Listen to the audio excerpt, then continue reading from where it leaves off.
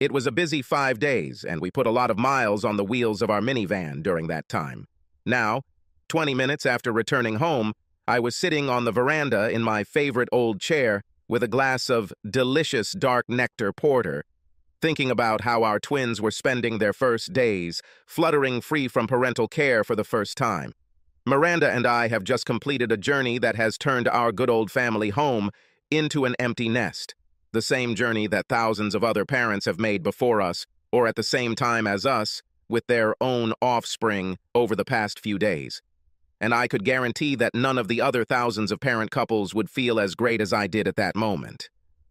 Since Luke attended Georgia Tech, Atlanta became the first destination on our journey. We were also able to leave our rental car there, which meant we no longer had to change each other's driving.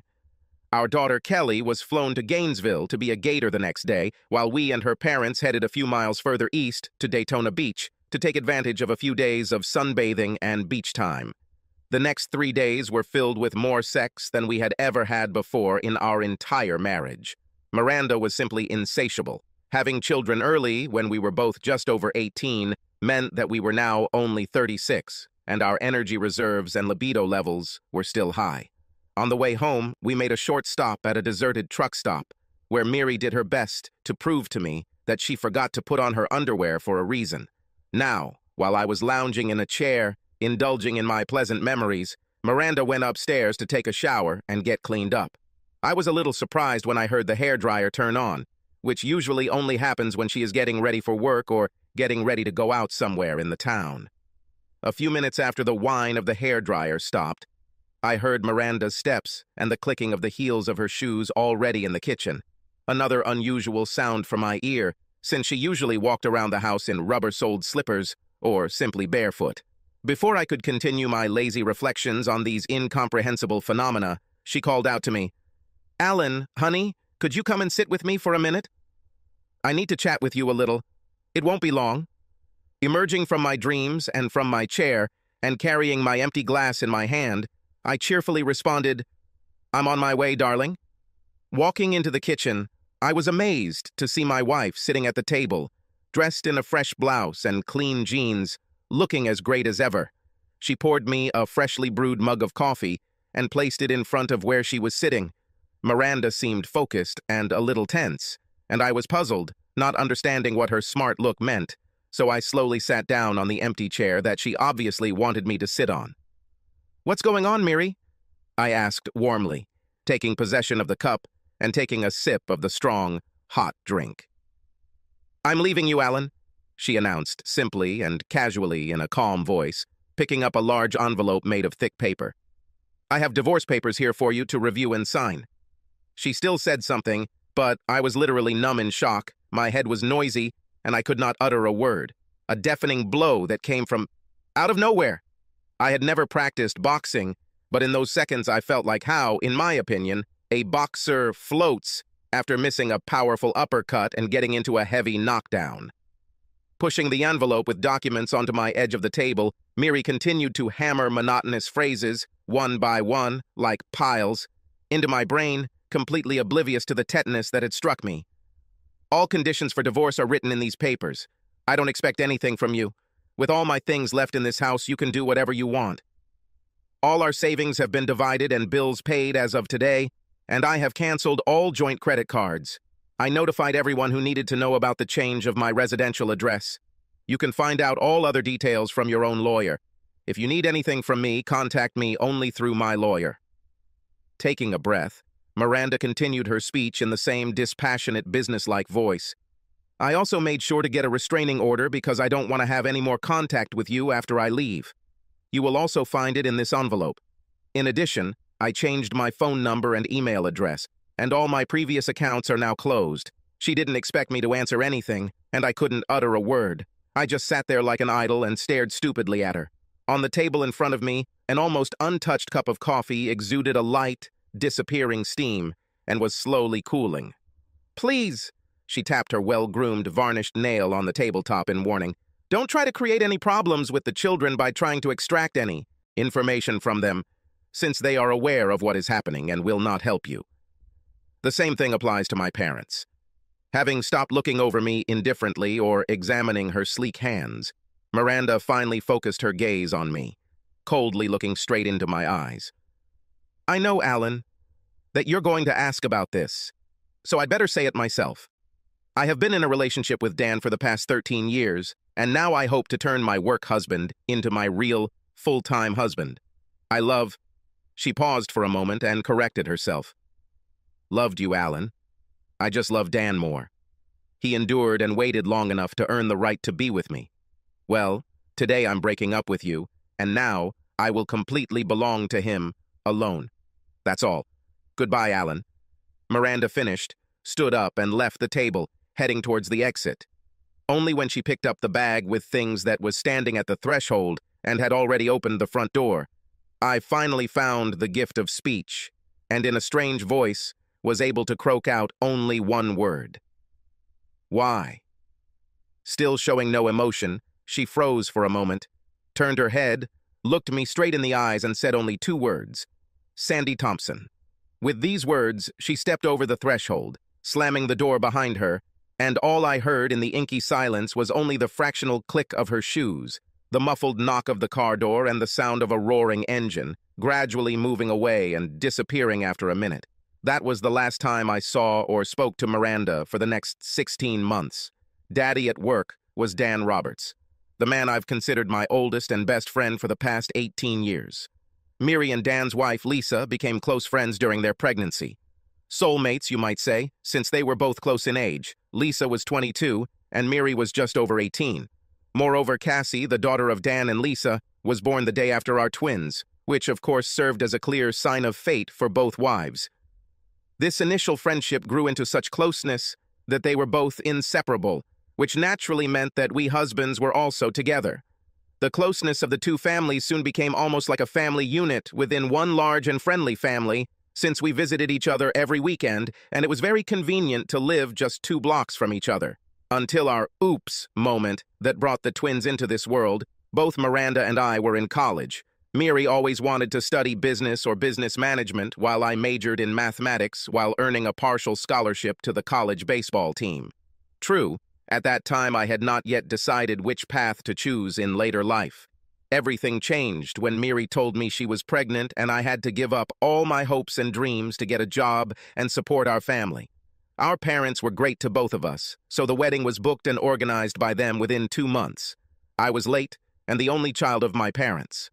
When I was born, they were already approaching 40 years of age, and they bitterly thought that they were destined to remain childless. Therefore, thanking heaven for such great joy that finally fell upon them, they always gave me all the love and support that a long-awaited child could have. Miri had a brother, Tom, 10 years older than her, which meant that she didn't really have a particularly close family relationship with him. Tom left for college before she was 8, and other than a couple of fleeting visits, he never really returned to the family. Unfortunately, he died in a bizarre car accident just a year after graduating from college. This forced Miranda's parents to devote as much attention to their only daughter as my mother and father devoted to me. As a wedding gift, my parents ceremoniously presented me with the deeds to our old family home, as they themselves were moving further south, planning to retire in the next few years. I found a job selling policies at a local insurance company, quickly getting used to the business and feeling like a fish in water. The salary for a new agent was, of course, quite low, but the good commissions from successful deals could almost double my income compared to my initial salary. It just meant that you had to work a lot, persistently, and late into the night, usually 12 hours a day, and sometimes including weekends. In the months before giving birth, Miri took a part-time job as a secretary in one of the offices, with the same intention of getting a degree, but now she spent most of her time studying part-time, online. It was during this period of time that the support of her parents became truly invaluable. When the twins were born, they became our lifesaver in caring for the babies and used any excuse to visit them and play with their grandchildren. The fatal incident with Sandy Thompson occurred 3 years later. I was successful in my business, and my company nominated me for Salesperson of the Year for the North Carolina region. Our small company, which that year also became one of the market leaders and was later purchased by a national corporation, believed in my success. In addition to the $2,500 bonus, I was given an all-expenses-paid trip for 3 nights to Washington, D.C., where we were headquartered. The voyage to the capital also included a gala ceremony with dinner on the first evening, at which the bestseller of the year was to be chosen, and then 2 more days that remained at our complete disposal. For Miri and I, this would be the first time we left our city somewhere together, without the twins, and we were looking forward to it with joyful anticipation. But 2 days before departure, everything went wrong. First, Luke was diagnosed with a whooping cough, and the next day, Kelly also fell ill. Unfortunately, my presence at the ceremony was mandatory, so Miri kissed me goodbye on Friday morning with sadness in her eyes and made me promise that I would try to enjoy the next few days. Arriving about an hour before the gala started, I had time to check in and let them know that I was arriving at the ceremony without my +1 accompanying me. After showering, shaving, and putting on my rented tuxedo, I walked down into the great room and found my seat at the table, finding myself seated next to Sandy Thompson, who had arrived from our office in Little Rock. While most of the people at the dinner were in their 30s or older, Sandy was only a year older than me. I was 21 at the time, and this was her first full year with the company. Before this big event, I had only had a few beers in my life, and this place had a free open bar. During the entire dinner, as far as I remember, I only drank a couple of glasses of wine.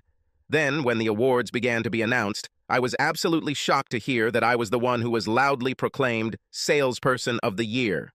Wow. Stunned, I made my way onto the stage, where I was presented with a trophy cup and a check for $10,000 to thunderous applause, and when I returned to my desk, I was kindly sent a bottle of champagne from our bosses. To be honest, the rest of the night passed in a bit of a blur until I woke up at 5 a.m. the next morning, lying in bed next to the deliciously naked Sandy Thompson. Scared to death, with ringing in my ears and a severe hangover, I rushed to my room on unruly legs, frantically packed my things, and was on my way home within 20 minutes. Miri, of course, was immensely surprised to see me 4.5 hours later when I rushed home. And, as you would expect, she was not very happy 10 minutes later when I told her that I got drunk at a gala dinner and found myself the next morning in another girl's bed. Angry, she abruptly interrupted me, refusing to listen to my explanations and excuses. The only thing she asked me was what the girl's name was, and before I could say anything else, she abruptly told me that she was going to her parents for a couple of days. Quickly packing a small bag, she, without saying a word, grabbed the car keys, ran out the door, and disappeared, leaving the children with me. For 3 days, Miranda did not answer my calls, apparently not even wanting to hear my voice. I went to work on Tuesday after dropping off the kids at the daycare we used, and when I returned in the evening, she was already home, carefully pretending that nothing had happened between us. When I tried to talk to her, she immediately interrupted me and harshly said that if I ever mentioned this again, she would immediately take the children, leave, and never return. When we went to bed that night, she fucked me. In bed between us, there was no previous intimacy and sensual love, only 90 minutes of hard mechanical sex. After that night, it took many more months for the feeling of intimacy in sex to return, but eventually it did, and, as per her request, we never spoke about the incident again. The following year, Miri graduated, received her business degree, and wanted to get a job that would use her knowledge. Our relationship with Dan and Lisa blossomed to the point where we spent every weekend together, unless Dan's work or mine interfered. Even so, it didn't stop our wives from meeting and spending time together, although it became a little more difficult for us as Lisa and Dan moved 15 miles away to be closer to Dan's work. Ironically, or simply by coincidence, Miri's parents soon moved to the same area to rent a larger apartment that would provide more space for their grandchildren. In addition, they also began looking after Robert's daughter, Cassie, giving Dan and Lisa a little more freedom. Dan's company grew quickly, and one day they needed an office manager, and he himself needed a personal assistant. This position seemed to be a perfect fit for Miri, and after interviewing with managers, my wife got the job and loved it. Miranda grew up with the company and was always close to Dan, hence the humorous name Dan's work wife. This situation continued for 7 years, and then Lisa suddenly died from a brain aneurysm. In fact, this terrible blow to her happened on the day when she was visiting me, as usually happened when Dan and Miri had to go on business trips together. This tragedy was devastating for all of us, but it obviously hit Dan especially. He couldn't handle the shock himself, and he certainly couldn't look after his 11-year-old daughter properly on his own. So the solution was to have Miranda come over to the Roberts house for a couple of hours after work, 3 times a week, to make sure everything in their house was clean and tidy, and to prepare dinners that could be quickly reheated. At least that's how Miri presented the situation to me. 16 months later, I was just leaving the garage with the last box of things to load into my minivan when I paused for a second as I saw Miri's car pull into the driveway of the house. It was the first time she had returned from that memorable conversation in the kitchen during which she had so coldly thrown the divorce petition at me. So at this point, of course, she was the last person I expected to see today. When she got out of the car, I greeted her. "Miranda, aren't you violating the restraining order by being here?" I asked in an even and neutral tone. "The ban ceased to apply on the day we divorced." She waved it off, playing with her keyring. "How are you doing?" I shrugged. "Things are as white as soot. I live in the present and dream of a bright future. Would you like some coffee?" I threw over my shoulder, already returning to the house. "That would be great," she replied, following me. By this time, there was nothing left in the house except a few boxes and a lonely dining table in the kitchen. All household appliances and one of the bedroom sets were left to the new owners. The sale of the rest of the furniture and other household items among neighbors and acquaintances, carried out over the past couple of days, was very successful. What was left over will soon be sent to the landfill. The son of one of my former work colleagues promised to do this for me the day before I handed over the keys to the new residents. His wife and her friend also volunteered to help me with the final cleaning and organizing of the rooms of the house, although I tried unsuccessfully to refuse. A lonely greeting card lay lonely on the mantelpiece in the living room. Since I turned 38 a couple of days ago, my colleagues at the office gathered to send it to me, with warm congratulations from all of them, as well as another card, wishing great luck in the new place, which I had already packed with my luggage. The company I worked for over 19 years has always been very kind to me, and it was with sadness and great regret that I was leaving behind some good friends, but it had to be done. There was nothing keeping me here anymore. Having made coffee and each taking a mug of hot drink, we sat down in the same places where we were face-to-face 16 months ago. "So, why do I suddenly have the pleasure of being in your company on this beautiful day?" Having taken a sip, I asked with detached curiosity, because I could not understand what prompted Miri to return here again after she abruptly and mercilessly cut off all the loose ends between us. "Don't you guess?" She snorted with visible displeasure. "The children received letters from you saying that you were moving somewhere. I don't understand why you didn't just call them and tell them about it. Why did you need to notify them by registered mail? In fact, I did just that because it was the only way to be sure that they would know that I was moving. Otherwise, of course, they would have unleashed all the dogs on me, accusing me of disappearing in English. Actually, I was just calling them—" "Oh, wait a minute," I chuckled. "Small correction. I called Kelly because I can't call Luke." "What are you talking about? Why can't you call Luke?" Miri asked, puzzled. "I don't have his number," I sighed. "Listen, the fact is that the children don't want to keep in touch with me," I explained, seeing from her ironically raised eyebrows that she didn't believe my words at all. "Well, I'm going to have to show my ex-wife how our kids really feel about me." My phone was on the table in front of me, so I unlocked it and dialed Kelly's number, putting it on speaker. The caller beeped 10 long times before going to voicemail. I pressed end and looked at Miri. "I couldn't you call her? Would you be so kind?" "Kelly must just be busy," she answered me as if making excuses, but still took out her mobile phone and dialed our daughter's number, also putting the phone on speakerphone. It is noteworthy that her call was answered almost immediately after the second ring. "Hello, Mom. How are you?" Kelly's cheerful voice rang out. "I'm fine, honey. What are you doing now?" "Well, right now we're chilling with Cassie. We're going to a party later, so at this moment we're just lying around and saving energy," my daughter answered with a giggle and a drawn-out laziness. "Have you heard any news from your father?" Miri asked, looking at me and arching her eyebrow meaningfully. "Yes, I talked to him last night. He said he talked to you and promised he'd pick up Cassie and me today. Yeah, in about 10 minutes. I think he's going to grab Luke later too before we all go to the party." Kelly chirped. I felt my insides clench painfully as I heard my daughter call Dad Daddy. Miri could always read me like an open book, so she saw how much that little thoughtless comment from Kelly hurt me. Clenching my fists, I simply leaned back in my chair and stared blankly at the ceiling. "You mean Dan?" Miri asked incredulously, as if not believing what she had just heard. "Well, yes, Mom, who else?" Kelly continued to giggle. "By the way, he really likes it when I call him Dad. And in any case, you know that he will still become my father in 3 weeks," she reminded her mother. "In 3 weeks, my ex-wife was supposed to get married again. Believe it or not, they even sent me an invitation to their celebration. Yeah, right now, as if I was really going to show up there." "Kelly Ann, I'm asking you, when was the last time you talked to your real father?" Miri asked impatiently, raising her voice slightly, in which stern notes appeared. "Oh, Mom. Well, I don't remember. Maybe a few weeks ago." Sensing something wrong in her mother's voice, Kelly's amused tone immediately disappeared. I opened and showed her my call log for Kelly's number, and Miri, glancing at the screen, could see my numerous but unsuccessful attempts to reach my daughter. To be honest, none of my children have called me since Miri left, not a single call in almost a year and a half.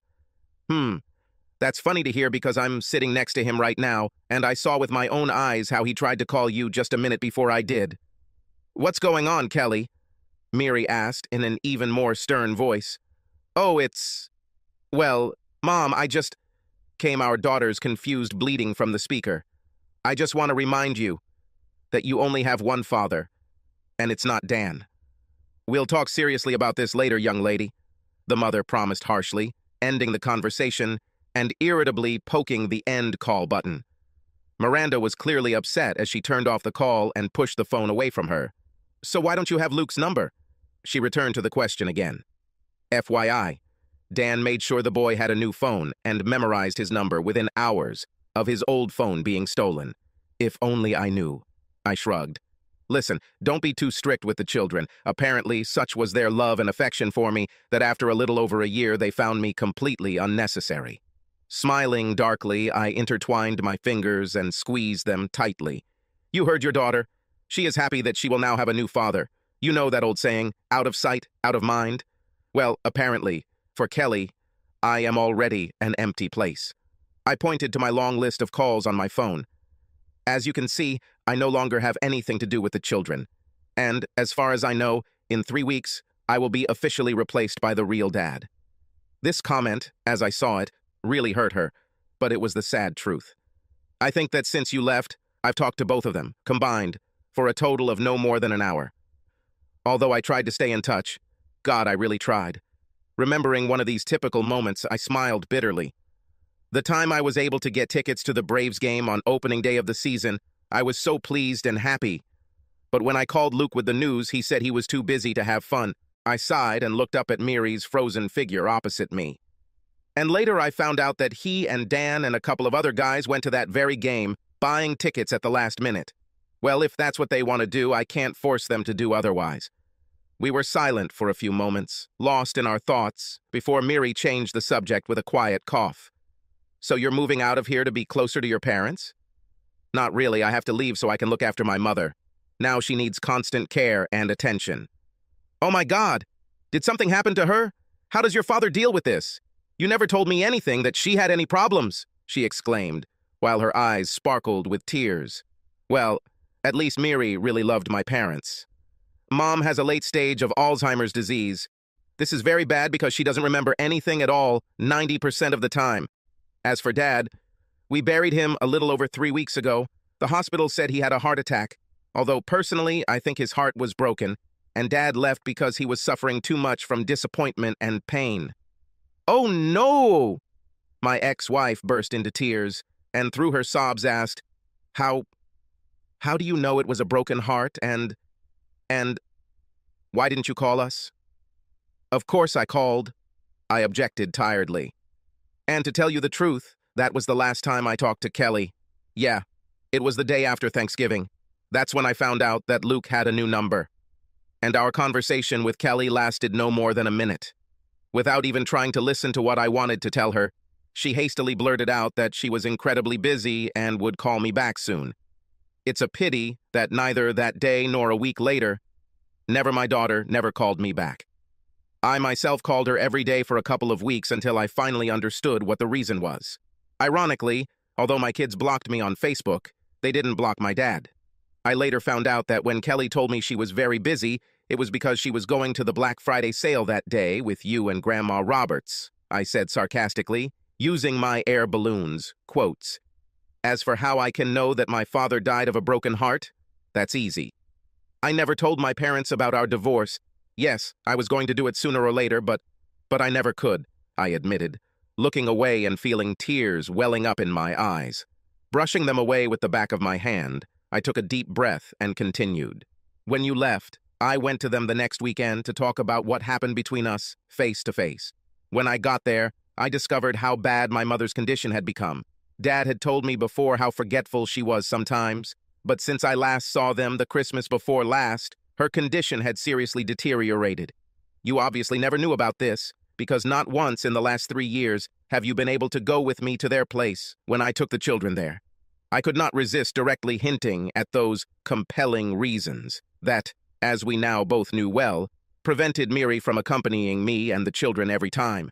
Because of my mother's illness, I did not, have the right to bring this news to both of them then, and every week it became more and more difficult to do this.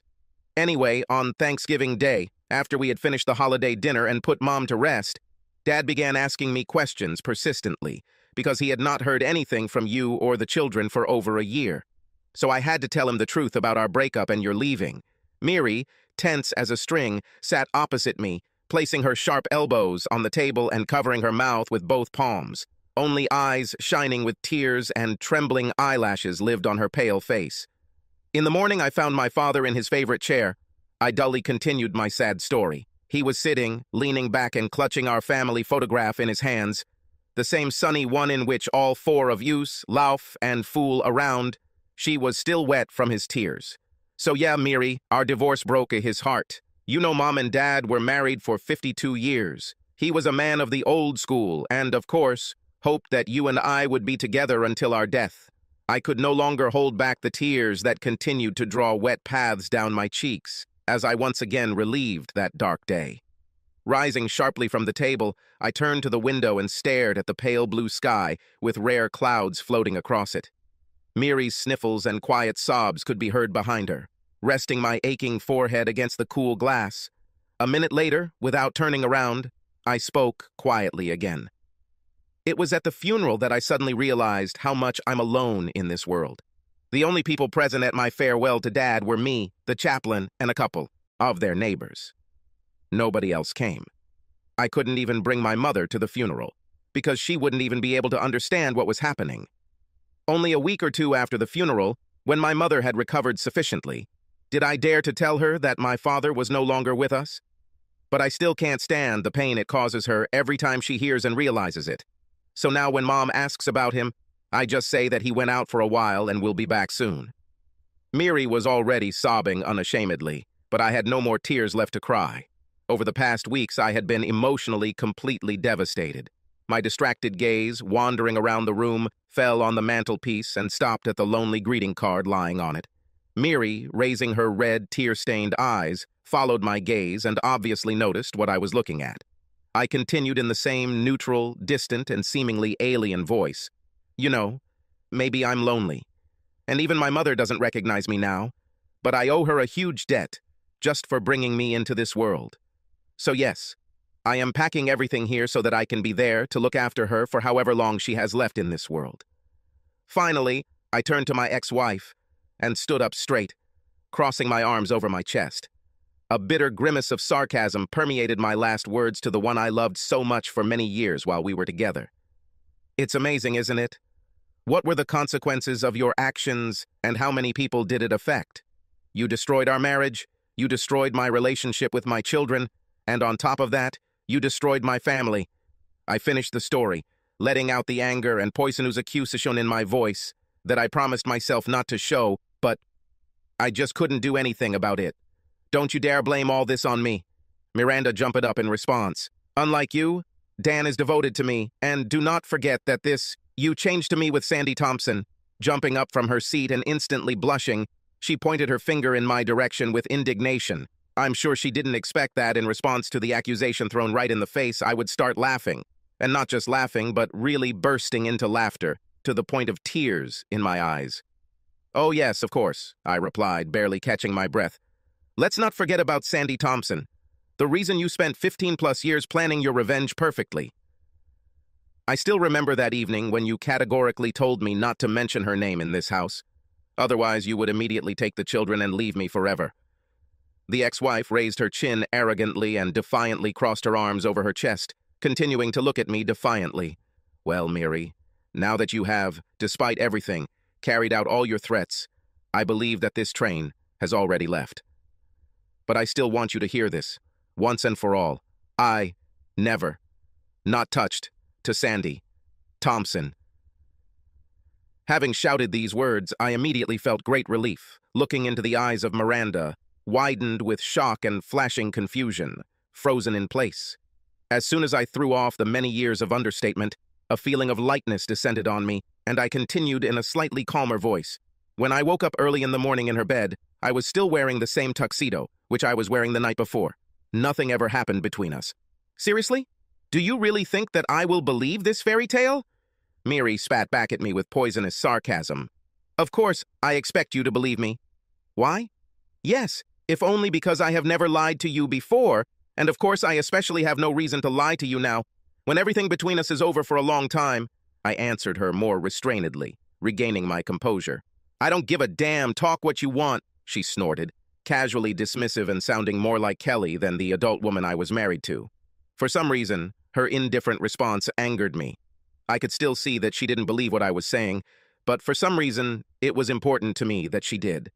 I grabbed my phone and put it on speaker and called my old office, motioning for Miranda to sit still and not interfere. After just a couple of rings, Jane, the receptionist, quickly answered. "Hello, Jane, this is Alan Dowd." "Oh, hi, Alan. Have you finished settling your affairs yet?" my old friend responded cheerfully. "Probably ready for a big move?" "You know, everything will be different here without you." The girl sighed with regret. "Yes, everything is already packed. I just want to talk to my old friend one last time before I go on the road. Listen, I'm trying to reach a colleague in the Little Rock office. I'm not even sure if she still works there, so I was wondering if you could look into the system and see if you can find Sandy Thompson." "Of course, Alan, wait a minute," Jane responded quickly, and for several seconds only the rapid clicking of the keyboard could be heard in the speaker. After a short pause, she came back to me. "Yes, she still works for us, in the same branch in Little Rock. Do you need her number, or do you want me to connect you directly?" "Oh, thank you very much for your help. Just transfer my call to her line. And Jane, honey, take care of yourself. Remember, if Paul decides to make an honest woman out of you, I will be waiting for an invitation from you." "Absolutely, Alan," Jane giggled. "And don't forget us either, okay? Well, now I'm connecting you, you can talk." Listening to our casual conversation, Miri frowned, but now watched me with intent eyes. "Hello, Sandy is on the line," said a familiar voice that I had not heard for many years. "Hi, Sandy, this is Alan Dowd from the Grenville office. I don't even know if you remember me." My God, who am I hearing? Alan Dowd. "Are you asking if I remember you? Damn, I've been dreaming about you for so many years. The very man I wanted but never got, and suddenly he calls me, well, Sandy answered, laughing. "How the hell are you doing?" she asked. But without waiting for an answer, she chatted on. "It must be some kind of telepathy because, you won't believe it, but just recently I was thinking about you. It's been... How long? Yes, it must be 16 years since you and I last spoke. At that very gala reception where we met, remember? I then saw you several more times at other ceremonies, but, alas, I never got another chance to make up for lost time. But you yourself know how intense all these crowded events, important meetings, conversations, and other fuss were. Of course, I remember how we first met then, in Washington. I finally managed to wedge myself into her chatter. Actually, it was 17 years ago, although I must admit, apart from the award ceremony itself, I don't remember much from that night, I admitted to her, chuckling. Oh, Alan, you were so funny that evening. You could hear her smiling in her voice when she said these words. What do you even remember? Well, I remember how, after my clumsy thank you speech, I left the stage and then, it seems, we were still drinking champagne at the table. But I honestly admit, from that moment, everything in my memory became a little blurry. I can only say that this was the first and last time in my life when I got so drunk, I admitted embarrassedly. Sandy's loud, boisterous laughter came through the phony's speakers. Yes, damn it, by the end of the evening you were pretty good, although, in my opinion, you didn't drink that much compared to the others. Alan, do you want frankness for frankness? She teased me with a sly voice. Well, hit me, Miss Thompson, with your frankness. It's interesting. I played along with my former colleague. I must admit that I had my eye on you that evening, although I knew that I had serious competition from all those unmarried ladies who gathered there that evening. Well, yes, of course. A tall, dark-haired, attractive guy, built just like you, looked like a pot of honey with excited bees hovering around him. Ah, ha, ha. Sandy laughed infectiously again. I joined her, glancing sideways at Miri, who, listening to Sandy's babbling revelations, pursed her lips in hostility, twisting them into a rather sour grin. When I dragged you to dance, then, quite by accident, I swear, I slid my hand there, below, and felt how, hee, big and hard you are. It's getting a little hot here. Ah ha ha. Yeah, and then I almost fainted because of it. True, being called Miri all evening was a little unpleasant, but at least it showed me how much you loved your wife. After Sandy's words, Miri's expression changed sharply, and now she even seemed to turn a little pale. Around 11, you once again muttered, "Miri, dear," and then just passed out in your chair. When the party ended after midnight and everyone went to their rooms, you were still there in the hall, so I asked the night porter to help me drag you to bed. Yes. I definitely didn't remember all this, so I listened with interest to Sandy's story about that night, which became the starting point of no return in our story with Miranda. The big problem was that no one knew which room you were staying in, and the hotel computers were already disconnected from the network.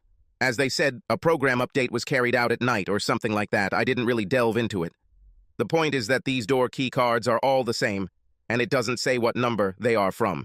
In general, the only reasonable solution at that time was to put you in my room, and believe me, this in itself turned out to be a difficult task for such a big guy as you were, and even barely moving your own. He. Members. There was a pause on the phone. Only some slight rustling was heard in the speakers. After a few seconds, Sandy spoke again. Sorry, I took a couple sips of water, but while I was chatting with you, I got a fever, and my throat was dry with all these memories, she admitted with a laugh. So where did I stop there? Oh, yes. You finally ended up in my room. Well, I have to admit that at that moment I was ready to get a little naughty, she said in a rather embarrassed voice. I already said that I accidentally felt your, unit when the receptionist and I were trying to drag you onto the bed. It was just a casual touch, but I immediately realized that you were not only tall, but also something of a decent size. Well, you know what I mean? She sprayed into the phone again.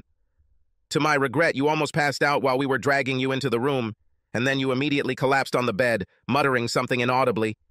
You know, even though I wanted you, Sandy sighed, but doing something with an almost insensitive body, this, in my opinion, is somehow piggish, and generally not in my rules.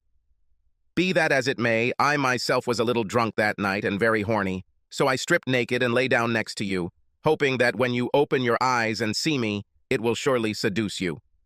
Well, she sighed involuntarily again, it's obvious that this trick of mine never worked, because when I woke up in the morning, there was already no trace of you, and no one there saw you until the end of the weekend, no matter how much I asked. So all I can say, Alan, is that your wife must be a very lucky woman. Miri, her eyes widening in shock, covered her mouth with both palms, and the enormous scale of what she had done struck her like thunder. I honestly admit that at that moment, I did not have any sympathy for my ex-wife, because the root cause of the entire disaster of our marriage was her own hasty actions and arrogance. The subsequent cold-blooded planning and years of calculated scheming aimed only at getting revenge on me proved that I did not actually know the real Miri. Oh, about that, I responded. Now she is already my ex-wife, and if I then knew what I know now, I think I would have agreed to your tempting offer, I answered Sandy, chuckling. She laughed loudly. Well, honey, You're about 7 years too late if you were hoping to restore our connection. Now I am a very happy married woman with 2 wonderful children. I continue to use the last name Thompson in the office because all my clients know it and are used to it. Well, actually, officially, I'm Sandy Roberts. I met Robert 8 years ago, and he was the first after you who managed to find a way to my heart. At these words, a wrinkle appeared on Miri's tense forehead. She squeezed the edges of the table with her fingers, and her face was distorted in a pained grimace. With a fixed gaze, she stared at the phone lying in the middle of the table, as if the head of a viper was swaying in front of her, ready to pounce. Looking into Miranda's face, I was puzzled, because I did not understand her reaction. By the way, it's because of Rob that I thought about you, buddy. Isn't it weird? She said, laughing. Well, the thing is that his older brother, Dan, is getting married in a couple of weeks, and his fiancée, named Andy, like you, has the last name Dowd. So I wondered if she was your relative, because you are the only person named Daoud among the people I know. Well, now I understand Miri's reaction. I can't say that now, among my relatives, there is someone named Andy, I said with a fair amount of irony, looking at Miri, although in fact, I remember that the only relative I knew with such a name was still in high school. It was so long ago that I almost forgot about it. Oh, by the way, I remember that she hated being called that so much that she would just get mad and scream like crazy because she thought people would mistake her for a guy. I grinned, looking meaningfully at Miranda, who blushed like a boiled crab, looking away and pursing her lips in shame. I really didn't know the real her anymore. Come on, come on. No one would mistake Andy for a guy now. She's gorgeous. She has amazing children, Kelly and Luke, who are now in college. Kelly and Dan's daughter, Cassie, are best friends and share a room in Florida. They were both bridesmaids in my wedding, and Luke was Rob's usher. He did a great job preparing the ceremony and entertaining the guests. Yes, a great guy, let me tell you. Over the years, we spent Christmas and Thanksgiving several times with Dan, Andy, and her children. Rob once told me that they dated and interacted closely on and off for 13 years. Can you imagine? That short statement told me so much. This proved that Miri's parents certainly knew what was going on between Miri and Dan and always had her back. When my wife was away from home, I would always call her, and they would make all sorts of excuses for her as to why I couldn't talk to her directly. And soon after, Miri would call me back. As I pondered Sandy's last words, mechanically assenting to her, suddenly her tone of voice became more serious, and she began to speak a little more quietly. Actually, Alan, to be honest, I don't think they should get married, because even if they go for it, their marriage will be doomed in advance. Yes? I was surprised. Why do you think so? What could stop them, since they have been together for so long? Miri, as a directly interested person, was even more amazed than I was. Her eyebrows flew up, her mouth parted, and she tensely leaned forward. Lord, Alan, because they are both serial traitors. I mean, Dan also cheated on his first wife, Lisa, with Andy. I don't know how, much less why he did it, because Lisa, I assure you, was also stunning, although I never actually met her, but I saw her photographs. Anyway, Andy and I had a candid conversation about this one day, and she told me that her husband and children understand that she has a husband at work and a husband at home. She said that she divided her time between the two of them, while her house husband had something similar with the woman he worked with. Can you imagine such a relationship? Yeah, I mumbled, unsuccessfully trying to catch Miranda's stubbornly elusive gaze, who was looking anywhere but into my eyes. A ripe beet could envy the deep brightness of the color of her cheeks, neck, and even part of her chest, which was now heaving intermittently. I made sure to make it clear to Rob that I would not hesitate to rip out his belongings if he ever even thought about such a thing. Sandy shared with me her uncompromisingness in this matter with threatening confidence. And then she simply and unpretentiously detonated a bomb, dropping a damaging weapon directly on my ex's head, although Sandy herself did not even suspect it. Well, Dan still has someone on his side despite his relationship with Andy. This is kind of his thing. I think that this dog always had an alternate airfield, she snorted. His current girlfriend's name is Tilly, and he sees her every time he's in Chicago. By the way, from what Rob told me, he specially arranges these business trips for himself so that he can go there every couple of weeks. Watching Miri's reaction, I saw that her complexion changed from bright red to first pale, and then she seemed to even turn a little green. Leaning onto the table, she silently gasped for air, and it seemed that just a little more, and she would vomit right on the spot. Sandy continued to animatedly post the latest news from my former best friend's shithole. I don't think they would have gotten married at all if his bosses hadn't directly ordered him to make Andy an honest woman after her real husband sued the company when she divorced him. Can you imagine, Alan? Her house husband had a completely different understanding of this relationship, and he did not put up with all this chaos. There are still normal men, right? Rob told me in confidence that his company had to fork out a significant amount of money to hush up this matter. 100 pieces. Thank you very much. I thought to myself, and, in addition, they gave Dan an ultimatum. He must correct the situation so that everything is covered, otherwise they will show him the door. How do you like it? Not the best basis for starting a life together, is it? Continue to bang on the side of your bride, and at the same time look into the barrel of a double-barreled gun pointed at her face. Miri jumped up, knocked over a chair, and, stumbling, rushed into the bathroom, and within a few seconds, I heard her throwing up inside out. I can't blame her for this. After everything she heard today, her cozy little world that she had built so long and carefully turned upside down and was literally flushed down the toilet. Honest, loving, and loyal, Dan turned out to be a fake, but that, fortunately, was no longer my problem. I chatted with Sandy for a few more minutes, during which she told me with love and pride in her voice about her children, and also asked me what I was going to do now. I told her that, on the recommendation of my former company, I was already applying for a job in a branch of an insurance company whose office was located not far from my mother's house. True, instead of the usual insurance sales, I was offered to investigate suspicious insurance cases, and for me this was a very interesting area and a new challenge in my career. The money would not be the same as what I earned before, but it would still more than cover my needs. Among other things, my new position came with a personal office and a personal assistant. So in terms of work, I was back on the horse and looking to the future with cautious optimism. Miranda returned, exhausted, clutching the walls as I ended my conversation with Sandy, exchanging numbers and promising to keep in touch from time to time.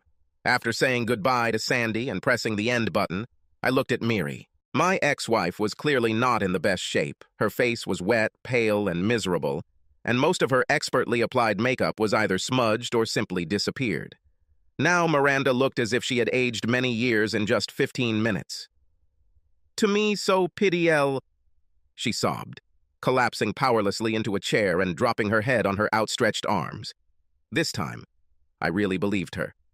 "Me too, Miranda. Me too. Listen, I don't have time right now. I need to follow the tracks of one type while they are still fresh, so by morning I should be in Brunswick," I answered, glancing briefly at my watch. From here to Brunswick, it was about a 6-hour drive if you grilled non-stop, but I knew I'd have to stop a couple of times along the way. "All these boxes are yours. They contain all the clothes, photographs, and other junk that you left." I waved my hand towards the packages piled up in the corridor next to the entrance. "I was going to send them to you next week, but since you're here, I can help by throwing them in your car if you want," I suggested to her in an even voice, out of the indestructible politeness instilled in me by my parents and remaining indestructible. "Actually, can I ask you a big favor?" she muttered quietly, not even having the courage to look me in the eyes as she spoke. Can I stay here for the night? I don't think I could go back home. There right now." I thought about it for a few seconds, jingling the set of keys on my finger, and then unhooked a couple and placed them on the table in front of her. "What the hell? Why not? Here are your keys and, flag in your hands, stay. But when you leave, you will have to leave them in the office of the real estate office," I warned Miri. "The new tenants will arrive on Monday, so you have a whole 9 days at your disposal, if, of course, you need them. This Sunday people will come here to help me take unnecessary things to the landfill and clean my apartment. Utilities will continue to provide their services until Monday." Finally, I looked around the room again and mentally slapped myself on the forehead. Walking over to the mantelpiece, I picked up a greeting card that had almost been left there from my caring colleagues from my previous job. In my new place, I will continue to be warmed by the friendly sincerity and warmth of their hearts. Now all that remains is to say the last goodbye to your ex. Okay, it's all over now. Take care, Miri. I really have to go. Goodbye. I hope we never see each other again. As I walked out, I turned around and took one last look at the one I once loved with all my heart. All that remains in my memory is the hunched shoulders of a broken woman sitting at the table, trembling with painful sobs.